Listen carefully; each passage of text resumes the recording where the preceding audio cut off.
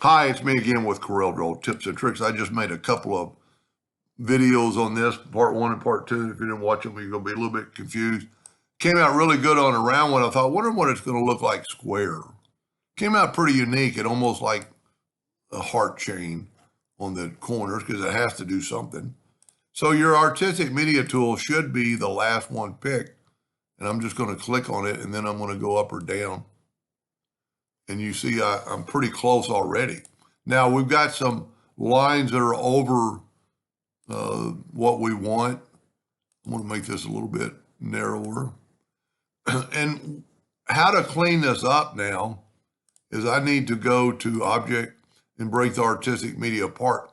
And there is our first line. I'm just going to move it out of the way instead of deleting it in case I want it later. And then to delete these lines, I think it would be better to do it. They're a ½ inch line. I'm going to make them a hairline. And then that makes them just for me, a lot easier to do some things. So I'm going to take my virtual segment delete key and I'm going to delete all these extra lines to kind of have a flow. Now, it'd be nice if you used the Smart Fill tool just to fill it in, but we can't do that because I grabbed the Smart Fill tool. You can't really do it because these are lines. Just make sure you kind of get all the lines.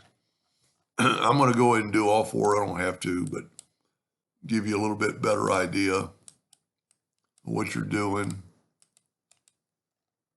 And we're still going to have to work to join the lines up, but that's no problem. So now when we go back and select it all and go back to a ½ inch line, you see we have these lines that aren't connected. Well, if you grab it with the shape tool and it doesn't do anything, it's because we have to go up here to Object, Group, and Ungroup. I'm going to ungroup all. And then you have these nodes that aren't connected. So with the shape tool, I'm just going to I'm going to try selecting both of them.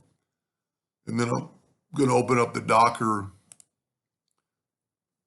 Join Curves. I don't know if it'll do both of them at a time. Yes, it does. That'll save you a few steps going all the way around. And just grab, don't grab more than those two nodes. And all that's doing is just joining those nodes so they look right. Just grab those two nodes, hit apply. I've got mine set like on 0.1, which you can change. And what that really does is you don't want to go too far and have it change some other nodes. But that's a pretty cool chain, like a frame around something. And you could do a rectangle, you could do a square. I'm pretty sure you could do a polygon, maybe even a triangle. Anyway, hope that helped a little bit. Thank you for watching.